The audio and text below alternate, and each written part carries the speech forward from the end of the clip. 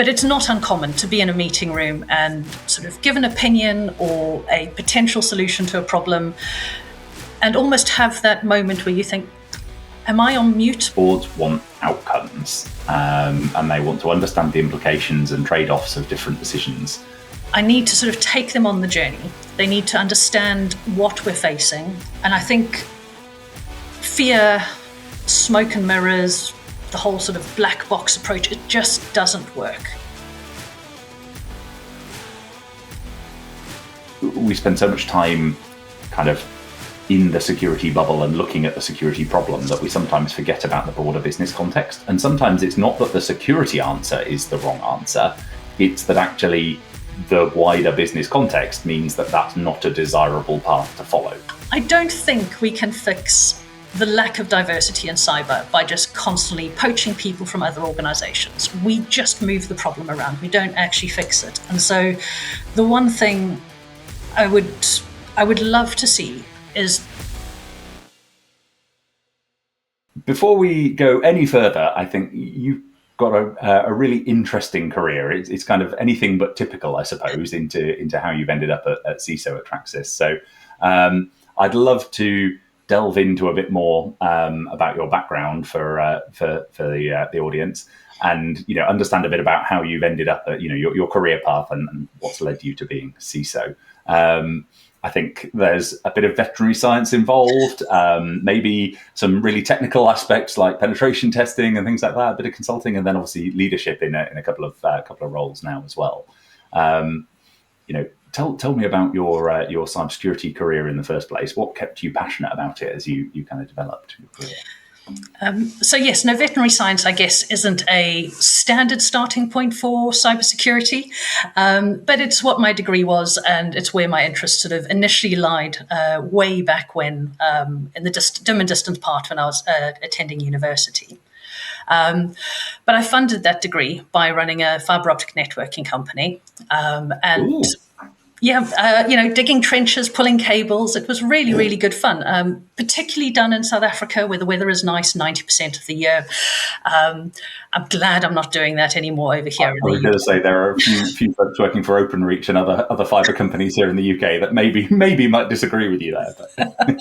Yes, it's a very different environment. But yes, life happened, and I had to make a choice about continuing my degree or focusing on the business. And so actually I thought, you know what? I'll always come back to my degree. I can pick it up, but actually having that capital early on in my life was really important, so I could afford to get on the housing ladder. And so I went down that route, and I kind of never went back to veterinary. I then moved over to the UK and got into IT support, and I loved the ability to help people within IT support. I really enjoyed being able to fix people's printers. I still can't fix my own, but that's another story. But sort of helping people figure out complex spreadsheet calculations and the likes. And I really, really enjoyed being able to just give a little and make people's lives a bit easier. And then I was really, really lucky. Sounds like quite a parallel there, I suppose, between what people might associate with, with a vet or something like that. It is about helping people, but also about understanding systems, I suppose, be they technology systems or respiratory systems in an animal, or kind of circulatory systems and things like that. So there's quite a few parallels, I think, there. Maybe that might be closer than you thought in terms of your career trajectory. I think you're right, because the sort of helping people is very much coupled by the trying to figure out how things work, what makes people, animals, technology tick and makes us operate. I think probably in my very younger years, my parents were probably terrified every time they saw me with a screwdriver, because I would take everything apart in the house, just to figure out, why does it do that? How does it do that? I'd always put it back together again with the few screws lying left over that no one knows what they belong to. But it always worked, so it was fine. But yeah, I just really enjoyed that. And then, I got really lucky. A company I was working at had an opening for a junior pen tester. And I thought, right, I know the nuts and bolts quite physically with building hardware and whatnot. It'd be really nice to get under the hood of technology and actually, how are our platforms operating? I'd done a little bit of web development and DBA work, but hadn't really sort of gone into the sort of security side beyond patching operating systems and the like. And so I did that for a while, really enjoyed breaking stuff. There's some scary stuff you find when you're pen testing. And yeah, absolutely loved doing that. It was fascinating. But actually, I got bored with the lack of the social side. Pen testing is very, very isolated. And actually, it's really, really difficult to form those connections with people that you do within IT. And I absolutely missed that. So I spoke to my boss and he sort of said, well, you've done a pen test report for this company. We're presenting the results to them on Tuesday. Why don't you come along and actually present them? That was a pit of the stomach moment. And oh my God, I've got to actually talk to proper people again and present myself, not just chatting to people at the desk. Well, and better have got it right. Yeah, there's an element of that, right? What if they question what I've done? Yeah, exactly. And what if they don't like the results I'm sharing with them? Part of pen testing is finding those vulnerabilities. And some people take those really personally. They take it as an attack on them, particularly if you're talking to engineers who have built that system. It was really, really nerve-wracking. And I loved it. I loved talking about security with people who cared about security. And I very swiftly pivoted into security consulting and auditing. I try not to boast about the auditing bit because you mentioned being an auditor and people sort of turn away from you at Christmas parties and the like.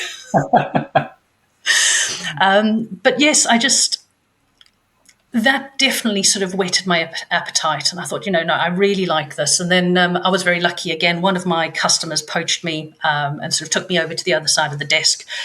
And I think that's when I really found my niche and my happy space, is being able to take a company through that journey of building security from almost nothing or almost an afterthought, and making it become BAU, embedding it into people's lives so that, I've always got the view that if you're doing security right, people don't notice it. And going through that journey and getting to the end point has been the thing that's really attracted me to security and kept me in the industry. There's also the sort of going right back to the original sort of thing of helping people. Actually, if you're doing cybersecurity right, you're helping a whole bunch of people.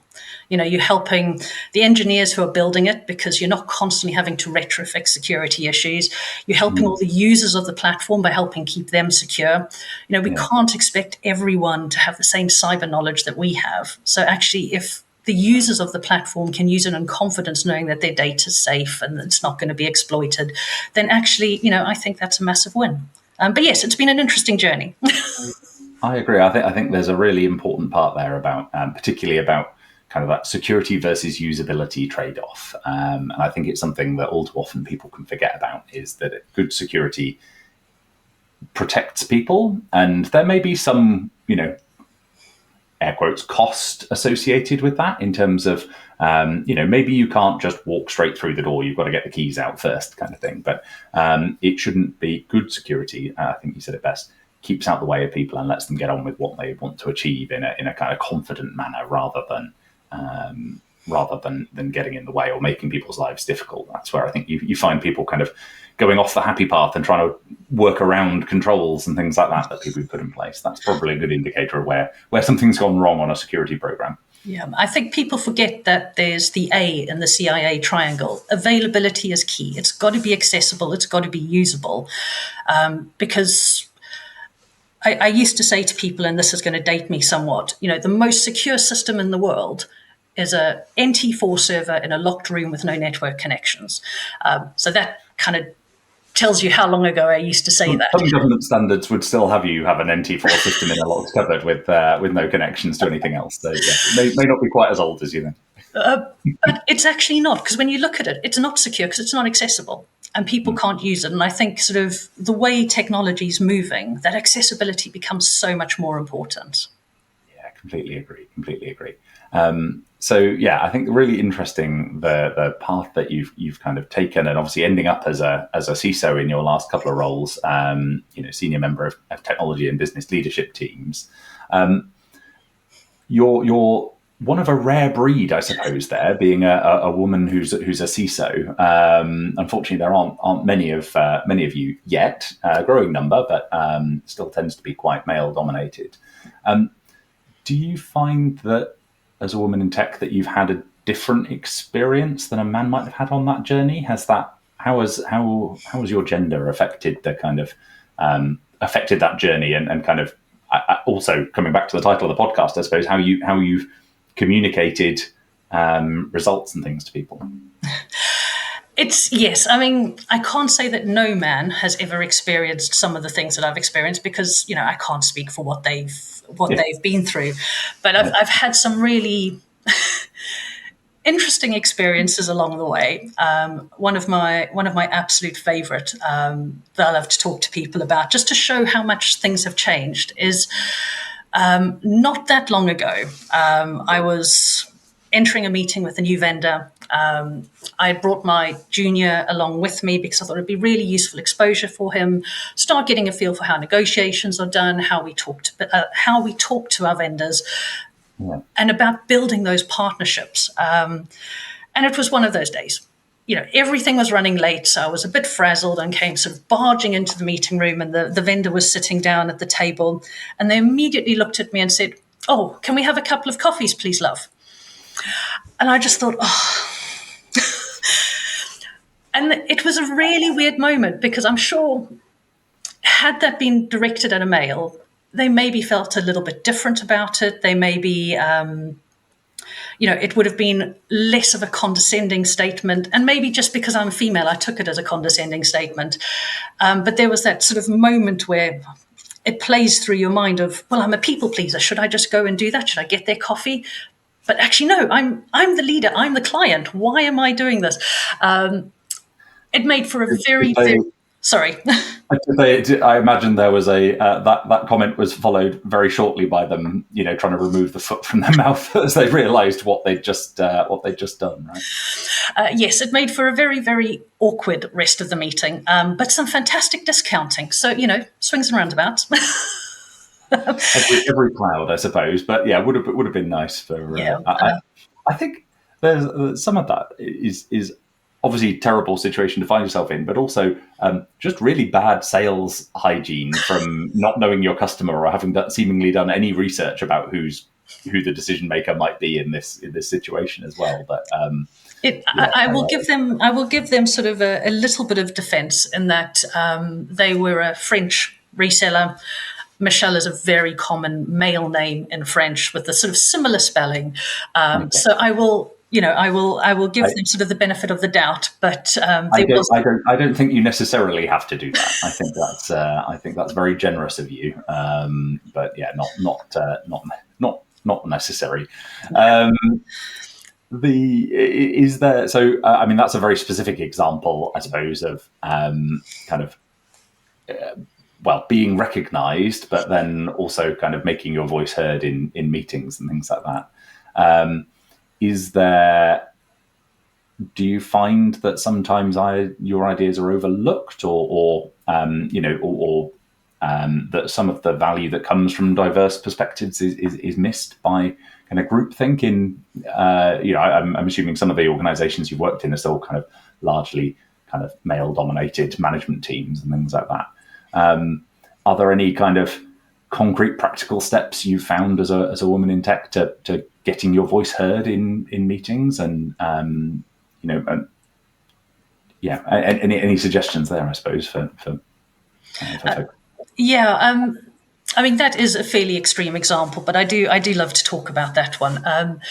But it's not uncommon to be in a meeting room and sort of give an opinion or a potential solution to a problem, and almost have that moment where you think, am I on mute? But I'm actually physically in the meeting room because no one's responded, no one's reacted to what I've said. And then someone else will say exactly the same thing sort of 30 seconds later, and everyone jumps on that's a really good idea. Yeah, we should look at that. And that's been really, really frustrating. And I know I'm not alone in experiencing that. A lot of diverse people that I've spoken to have said exactly the same thing.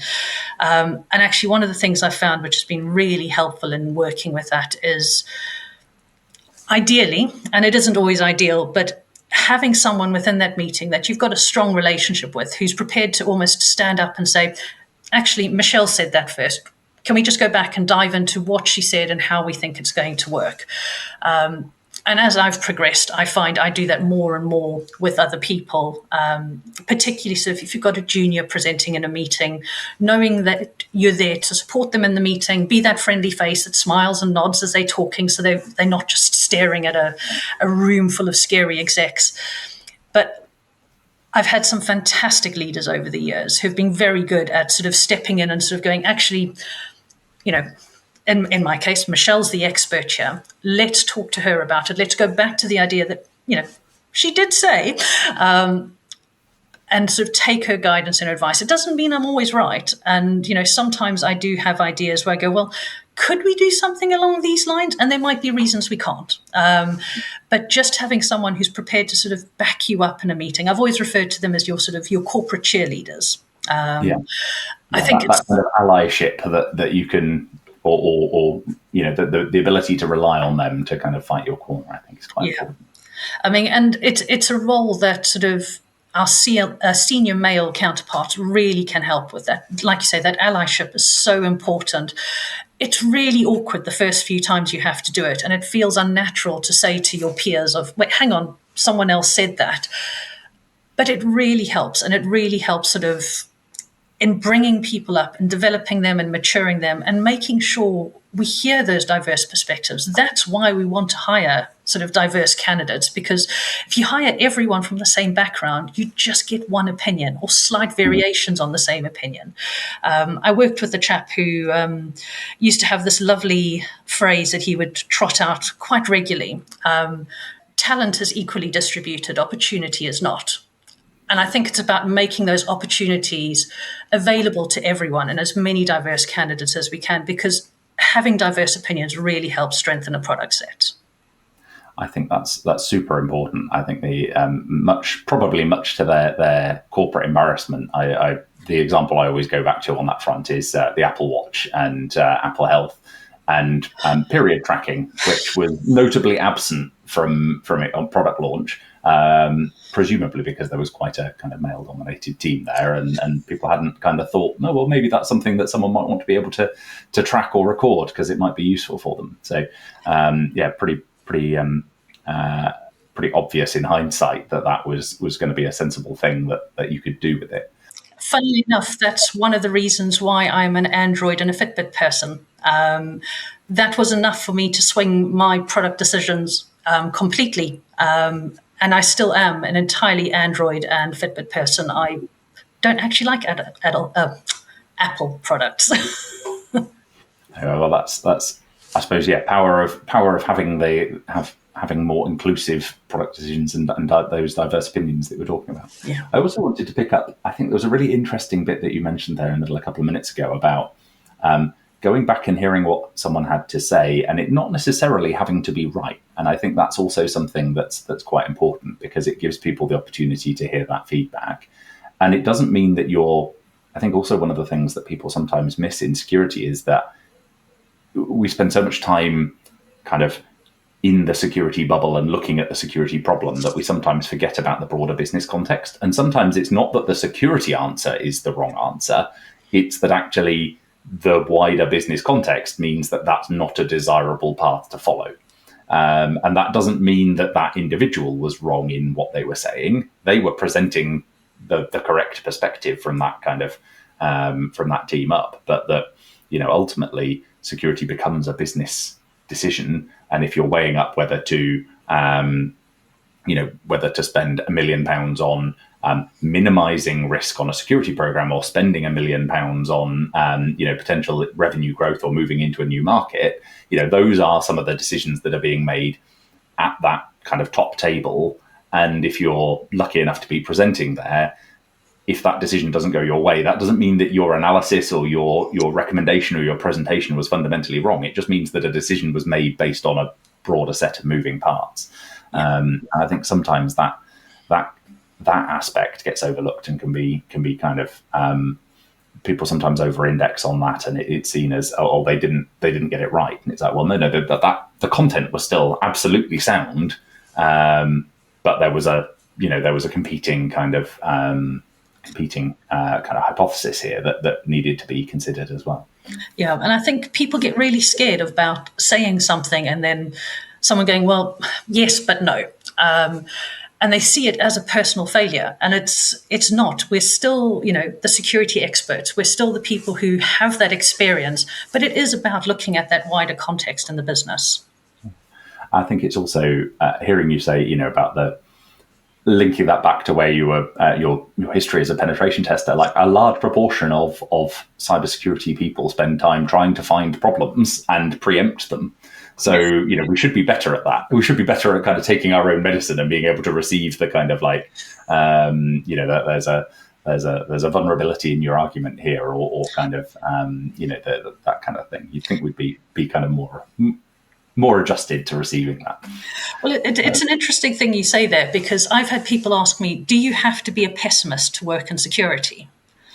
And I don't think we are. I think actually at the heart of it, we're all optimists, because we're trying to find things that could go wrong before they go wrong so that we can fix them. And we want that brighter future, but that sort of that happy place where everything's secure, runs well, doesn't cost the earth. That's the place we were looking for. And I don't think you can go and strive for that if you're a pessimist. I think you have to have that sort of glass half full view on life. Yeah, no, I think that's a really positive outlook, an optimistic outlook, one that I obviously share here with Cydea, and I'll focus on positive security. I think you're right. There's only so far that fear, uncertainty, and doubt will get you, and that kind of FUD thinking, but also kind of arguments and persuasion. At some point, you need to kind of actually go, right, well, what is the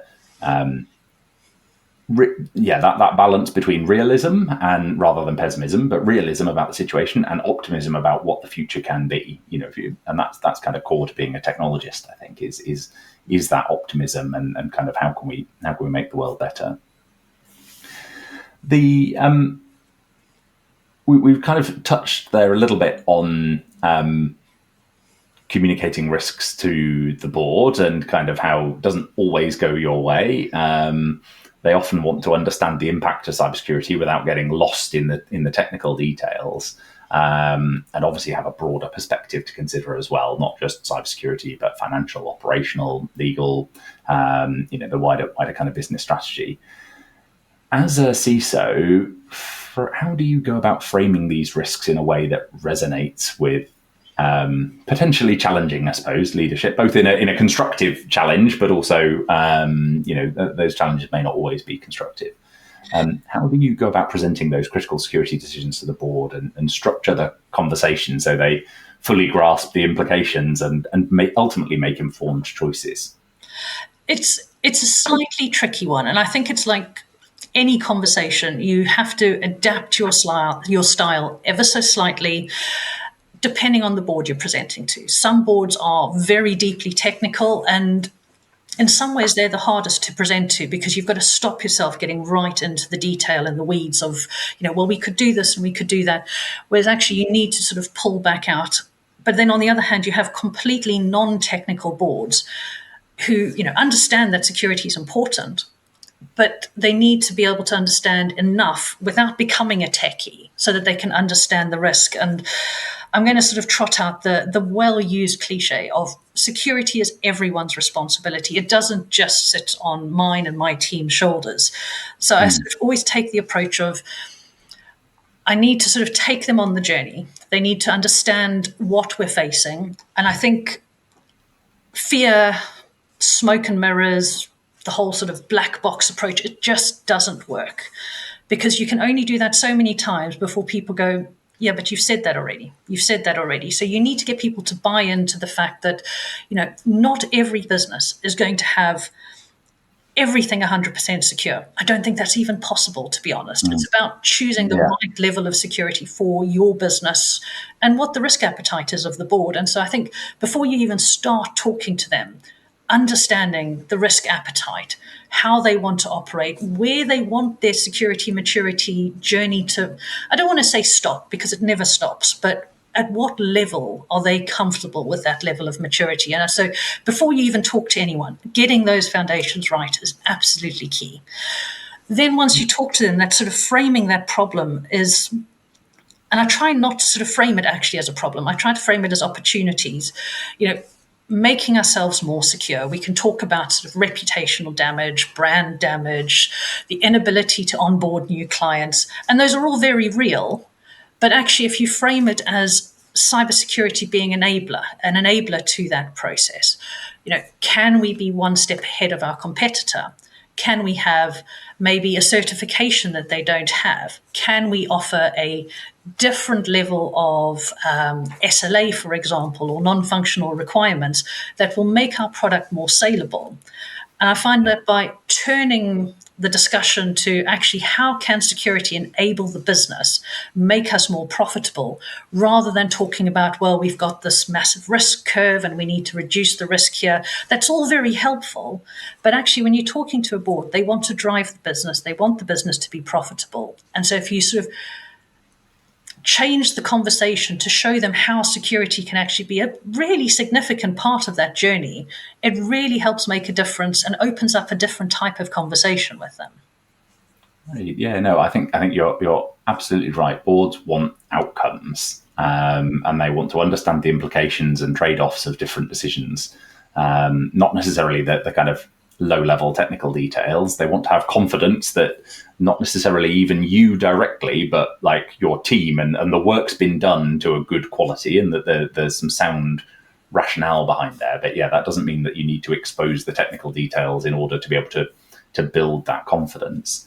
I think that the point you made about risk appetite and kind of what end state do they actually want is a really, really important and maybe oft overlooked kind of aspect of it, because you're basically getting agreement there for what good looks like and what like you say, there will always be more work to do. It's an ongoing process, but kind of that level gives you the rules of engagement and the kind of the goalposts to be aiming for, right? So that you can get to the end of a day or week and go, you know what, that's it. We've done them. Something bad may happen tomorrow. But today we've got to the point that we're meant to be at, and that makes sense for our organization. We don't need to be Fort Knox, or we don't need to be the Tower of London or something like that. Yeah. And I got it very wrong in my first ever board presentation that I did. I went in and presented and sort of said, we need to be secure. We need to do these things. It was a sort of a relative startup, smallish business. I was the only security person there. I wasn't asking for a huge investment, but I was definitely asking for an investment in that. And without understanding what the business would deem as acceptable and what their level of risk that they were willing to accept was, I completely mispitched that meeting. I was talking about sort of potential risks that would cost us hundreds of thousands of pounds. And it hurt slightly to go back and sort of relive that moment. But I remember the company secretary turning around to me and saying, we've got a 5 million cyber liability insurance. Why should we care about something that's only going to cost us a few £100,000? Yeah. And it took the wind out of my sails. And I was like, yeah, good point.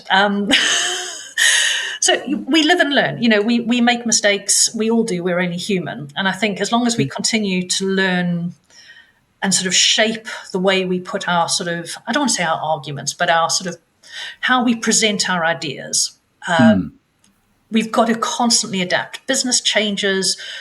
The tech industry changes. AI coming in over the last few years has been, introduced a whole new raft of different risks and things we need to consider.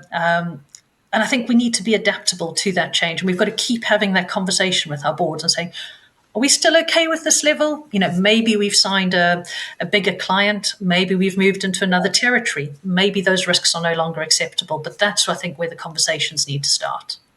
I think that's a really intelligent place to be, and thank you for also sharing that, because I think learning from one's mistakes, that is also core to the vast majority of security frameworks things, and the idea of continual improvement. So being able to look back on that, reflect, work out how and what you might do differently and how you might approach it is kind of core to what we're talking about. And that I think there are lots of early stage businesses, and I say this as having been an early, in the first year for Cydea as well. Security poverty is a thing. You can't afford to buy all the things you might want to have. Unsurprisingly, they all cost 20 or 30 grand a year, and we'd have gone bust, frankly, trying to do the things that a larger organisation might just take for granted. So I think being able to understand some of that, particularly if you are, early stage organisation, maybe you've got, maybe that security program is the trade-off, but is the difference between having 3 months more runway for the business or something like that. I think especially in kind of early stage startups, those kind of security discussions and trade-offs can be really difficult to make as well. Getting some sensible cover or some ability to respond. I mean, you're going back to viewing it in a wider context. If 9 out of 10 startups fail, and that isn't because they've got hacked or breached, that's just because it was the wrong idea at the wrong time, or they weren't able to get to market quickly enough, or they weren't able to access the customers or something. Turning around and saying, hey, I think there's a 5% chance we might have a ransomware, kind of, maybe that does pale into insignificance. Like you said, that doesn't make it any easier to hear as a security person, but I think that broader perspective may change there. So is there anything in particular that you... Sorry, go on. Yeah. No, I was going to say, I do think it drives us to be slightly more creative. My sweet spot is startups and scale-ups. I love that sort of, I don't want to say chaos, but it is that buzz, that drive, that energy you get with them. I really enjoy those environments. And like you say, security poverty is a real thing, but that doesn't mean you can't do everything you want to do. It just means that sometimes you can't go out and buy the tool that promises to be the silver bullet in that area. But actually, there's a strong community of security engineers, other CISOs out there. And if you speak to people, I think you'll find there's a lot you can do with a slightly more sort of blue tack and sellotape approach, because it covers the gap temporarily. Now, I know there's nothing more permanent than a temporary solution that works. But I think, it encourages us to be creative, to go and find solutions that might be a little bit out there. They might be a little bit more clunky. The reporting might not be great. They might not give you the shiny dashboard for the exec. But actually, do they fill that gap? And do they meet the requirements at the level the business is willing to accept? Then it can't be a bad thing. and that moment in time, right? Those early stage businesses are growing massively and often and rapidly. And, the thing that's built today is absolutely not going to be the thing that's there in 18 months or 24 months time, right? The business will have changed beyond all recognition at that point. So, nothing's permanent, right? I think that's another thing to kind of remember. Big difference there compared to larger enterprises, maybe, where, it is a lot more kind of, if you're trying to change a part of a technology stack in an organization with, 2, 3, 4, 5, 10,000 employees plus, there's obviously a lot more inertia behind the status quo at that point. I think, there's a lot of, one of the superpowers that you've maybe got is that ability to be agile and adapt and improve. So coming back round and making those changes in the future, what's good enough today, and then what will be good enough in a couple of months or a couple of years' time are different things, right? Yeah, and rather than taking the approach of, well, I can't invest, I'm not going to do anything, sometimes by taking that slightly sort of circular approach or alternative method of doing things actually helps build your business case, because then you're able to demonstrate the value you get from implementing processes or technologies and changing the way the business works, which often actually helps when you're trying to then later create a sort of an investment or gain an investment from the board. Yeah, I suppose it adds weight, right? Because they know that you're coming and asking because you definitely need this, and that you would have exhausted other avenues, that you've shown that you can be resourceful, and that you're not just going to come for every little pound and penny, right? So, we've touched on a couple of different teams there. So we've got the kind of technical security teams, senior execs, maybe investors. Each of those groups kind of has different priorities, languages, and perspectives. And as a leader, I'm guessing you've become quite adept at translating those complex issues so everyone can act effectively. How do you adapt your personal communication style for each audience, and what have you found makes that particularly effective?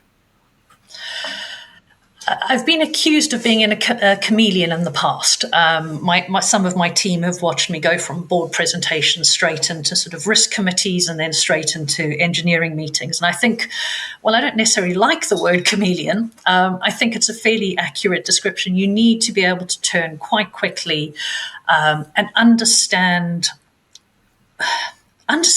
what the area of the business you're talking to actually cares about. Our engineers will care about their development cycles, what their throughput is. They don't want security to be something that slows them down, blocks their progress, prevents them from releasing code when they were promised. And so being able to switch to that mindset is really key. It's the same with the platform teams. They don't want security tools that are going to introduce latency. And then the risk teams come in at a completely different non-technical approach. So that switch is really important. I think I've been very fortunate in that I came from a technical background, and through the auditing I did, I got to work with a lot of different areas of business. You deal with the HR team, which lots of people go, what have they got to do with security? But they all play an important part. And so something I do with my teams is I try and get them to peer up or work really closely with other areas of the business so they can get that understanding. They can understand not just what's important, but why it's important to them. Mm-hmm. And that helps build that relationship. I think as long as you always approach conversation with other areas of this is making your life easier because you've told me this is important. You've told me this is what you want to see. I've listened, I've taken it on board, rather than security being something that's done to them. And I think that's where a lot of sort of security initiatives fail. It feels like something that's been thrown over the fence, something they have to do. No one's listened to their actual concerns and the real world they live in. And it's that, I think, sort of pulling yourself out of that security mindset slightly, but listening to actually what do they need? What do they want? And actually, one of the first things I do whenever I join an organization is sort of when you're going around and meeting everyone, is phrase the question, what do you want from security? How can security help you? What are your pain points that I can help with? Because you immediately start forming that bond of being on their side, understanding them. And it's great fun wearing many hats and having to swap them out. And sometimes it gets a little bit confusing and you think, who am I talking to about what now? And coming back to that, understanding how things work and what makes people tick. And I don't want to suggest you're taking the screwdriver and taking them apart when in that first meeting, but an element of getting under the skin and understanding their role and their objectives and drives and things. I think I can understand why that's like I say, not necessarily a binary 0 and 1 type thing. It is more analog and kind of emotional intelligence than that. But I can understand why that would be a really important part about getting people on side and being able to deliver for them and therefore keeping them on side. Yeah, I'm very open about the fact that even though I claim to be an ex-techie and I probably could still write code, it would probably take me 3 times as long and be full of bugs that they would then have to fix. So I do think sort of having that ability to talk techie, particularly when you go right down into the team level, is definitely beneficial. But you don't have to know how to write code. You don't have to know how to configure a SIEM solution. You have to understand enough to be able to talk to the people who are doing it. And actually, just by spending time working alongside people, and sometimes it's not even shadowing them, it's literally sitting next to them in the office and listening to, the things they talk about on their calls, the pain points, the frustrations they feel, really starts giving you a real insight into how their part of the business operates. Gotcha. Yeah, I think that's a really, really sage advice for people when they maybe move to a new organization, or maybe they get a new security role for the first time, or a more senior role for the first time, and they've got that kind of exposure. Looking back on everything else that you've learned, is there any other kind of important lessons you'd like to share with someone aspiring to be a CISO today? Maybe they're really early in their career and just starting out, or they're trying to think about what the future might hold. I would say definitely find a mentor. It doesn't even have to be someone who is within cyber. It's a very small industry, so I don't want to overload those of us who are here with sort of 5 or 6 requests, but find a mentor, find someone who is prepared to help you tweak those reports that you're doing, provide a little bit of guidance on answering the so what when you're doing a presentation. It's great having 20 slides, but what are you actually expecting from your audience? What do you want them to take away? What are their actions that you need from them? The first time an old boss said to me, sort of having reviewed my slides and went, so what? I didn't know what to say. I was like, what do you mean, so what? I've worked really hard on these. But having someone who can guide you through that is so important. Yeah. So that's really, really key. And also I think that's a really interesting point, that actually, if you're going to be communicating to non-cyber people, you can get really valuable mentorship or review. That mentorship doesn't need to be career advice in terms of, inner cyber things. It can be a non-cyber mentor who's helping you with understanding the broader picture or how something might be received, right? A friendly ear to listen to. Yeah, that just keeping you on the right track, because they're the audience you're typically going to end up presenting to. So having them have that oversight and help, I always refer to it as the buffers that you have when you're doing 10-pin bowling. It just helps sort of keep you on track. And I think it really makes a difference. Networking as well. Go to the events, go and speak to people. We find a lot of people leave cyber because they come in and go, oh, no, and I'm going to use security engineering as an example.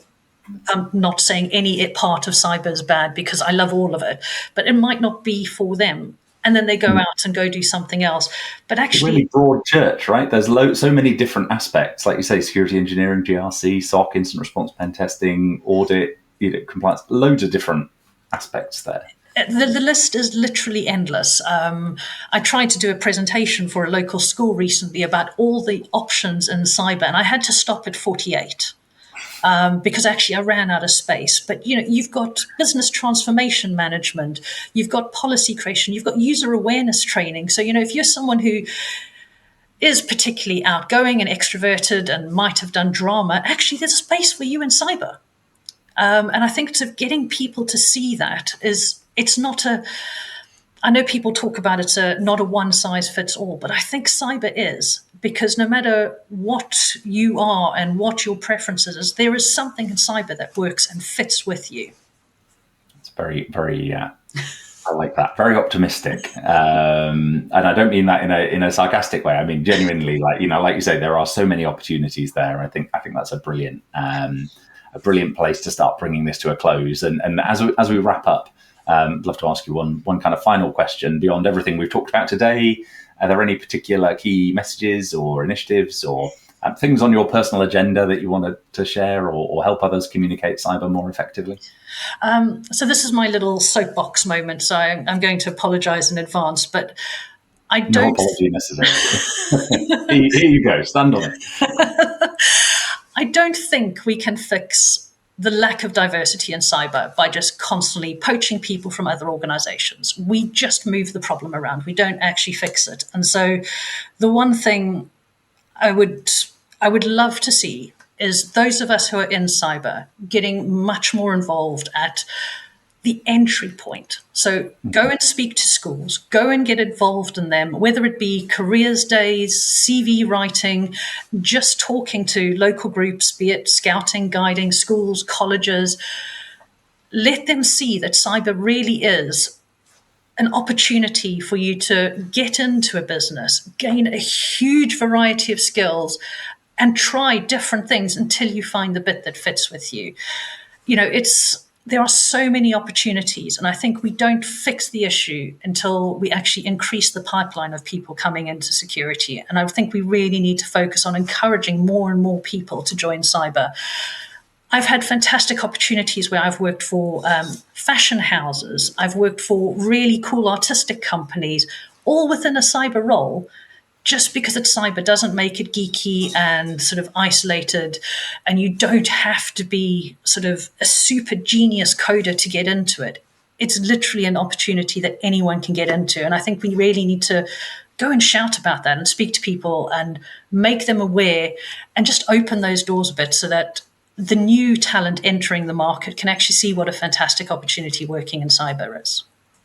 Brilliant. I think that's a lovely place to leave it. And yeah, I agree. The more diversity that we can get in thought and experience, I think that we can get into cybersecurity. Absolutely, the better.